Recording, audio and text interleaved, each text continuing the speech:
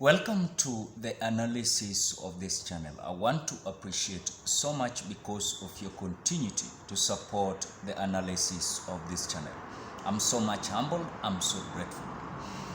Now, as you know that today was the final submission of both sides in political divide.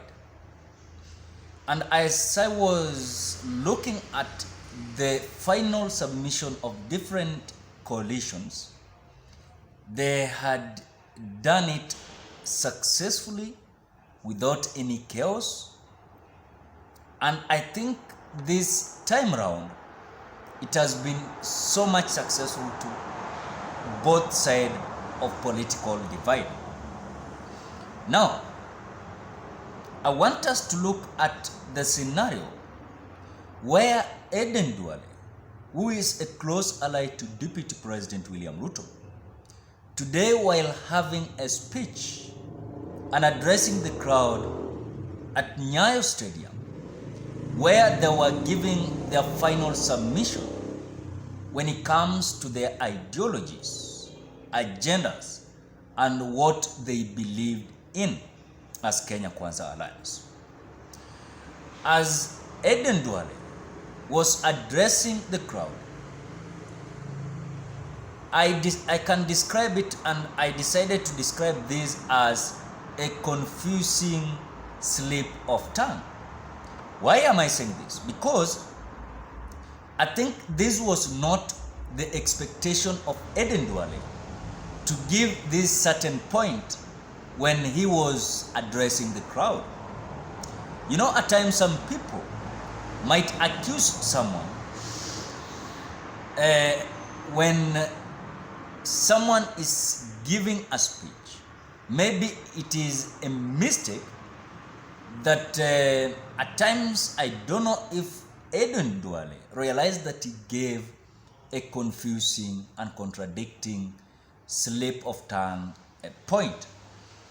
And as Duale was speaking, he said in the video that I want to play at this moment, he said that this 9th August general election is election that is going to make the living standard, or to lower the living standard. Not to lower, to raise the living standard, I think. So I don't want to contradict that speech and that point of Aden Duale, where he had a slip of tongue. And this video is circulating in social media and also bringing a lot of confusion, and also it is not good for the Kenya Kwanza Brigade. So watch this video of Aden Duale giving that point, then we continue with our analysis. The ballot on Tuesday you're going to cast is a ballot that is going to reduce the standard of living in our country. I think you have watched that video. When it comes to your judgment, you can give your judgment per what you understand. And the reason why Aden Duale, his slip of tongue and confusing statement is bringing a lot of conversation. When it comes to after, also Bishop Margaret Wanjiru has come out to allege that when it comes to voting 6Ps, that their followers must vote only those who are having the logos of wheelbarrow. So the question that I asked myself while I was analyzing that video, what about these political parties that they have their aspirants under Kenya Kwanza Alliance in this election? So it means that if their supporters are going to vote, it means that they're not going to vote for any political party in Kenya Kwanza Alliance. Now, let us go back to the video of Aden Duale. You know, at times when you look at certain speech, and when Aden Duale was categorically submitting his point, I realized that Aden Duale made a mistake, according to what you have listened to the video. And it was so much confusing, and at times when I was looking at the way he was submitting, some Kenyans gave mixed reaction. Number one, before they went and proceeded to Nyayo Stadium with their boss William Ruto, remember that Aden Duale were among those close allies that were with William Ruto while they were having press conference morning hours. And as far as we are concerned, the way you could see the way they're giving their press conference, these leaders were restless, confused, and so much worried when it comes to this 9th August general election. And I want to say it politically speaking, and according to my opinion, that the storm of Azimio la Umoja in Nairobi County has made this Kenya Kwanza alliance not to be comfortable. Why am I saying this? Because the other time, when they were arguing with Azimio la Umoja and also the President of the Republic of Kenya and the body that deals with the stadiums across the Republic of Kenya and also in Nairobi County, there were a claim that Kenya Kwanza alliance were being denied not to conduct a rally in Nyayo Stadium. And this was now the tool of campaign that could have given Kenya Kwanza alliance mileage. And because I think, according to court order, the responsible people that were responsible about submitting the credential to allow Kenya Kwanza alliance to hold their rally in Nyayo Stadium, I think they accepted and they did not lock the Nyayo Stadium. So I think when they were given the right, they were given acceptance to go ahead and conduct their rally, I think this also let them down because the tool of campaign, they did not have it because they were expecting that this Nyayo Stadium was going to be locked so that they can have a point of campaign or a tool of campaign. Now, so this confusion started long a time ago, and also they were prepared to face off those people who are alleging that Nyayo Stadium was not a place for Kenya Kwanza to hold their rally.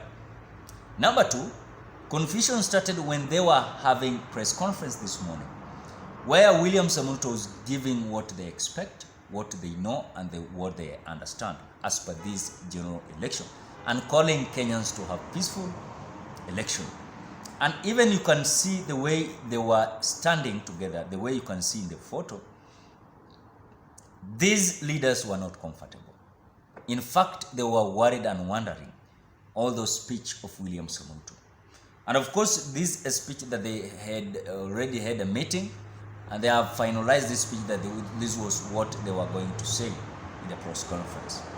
But now the statement of Aden Duale in Nyayo Stadium, yes, regarding the living standard, is that Kenyans were expecting Aden Duale to say that this 9th August general election is the election that is going to mark the end of high living standard, but not to raise the living standard. And that is the point that Aden Duale has said in his statement while giving his speech in Nyayo Stadium.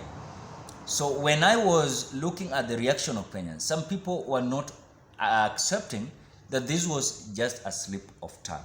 But again, when it comes to a slip of tongue, it comes with various things and repercussions. It means that why was this thing happening when it comes to the speech of Aden Duale? It means, number one, maybe he was panicking. Number two, maybe he was hurrying in his speech. Number three, maybe he was panicking. Number four, maybe the confusion of words at the point of submission of speech. And that is according to my opinion. I don't know how you are thinking about the speech of Aden Duale. And I think we should, I'm requesting you with a humble heart. Of course, you have watched that video of Aden Duale. I'm requesting you with a humble heart. Give your submission. per what you can judge about that speech of Aden Duale, saying that this 9th August general election is going to raise, those who are going to win this election, they're going to raise the standard of living. Where when it comes to price of unga, it is comfortable to be on a high price. And that is what Aden Duale said. So what are your judgment? What are your thoughts? What are your reasons? And comment. Give your opinion at the comment section below. Otherwise, I want to appreciate you so much because of the great support towards the analysis of this channel. If it was not you, we could have not reached this milestone that we are today. So I'm requesting with a humble heart, if you're a visitor and you have not subscribed to this channel, do me a favor. Subscribe. Don't forget also to share. Put on the notification bell that when I upload my videos you get notified. For those who are returning subscribers, I want to appreciate you so much because of good work that you're doing. Continue sharing, liking, so that we can be recommended on YouTube. Otherwise, bye-bye till we meet on another video.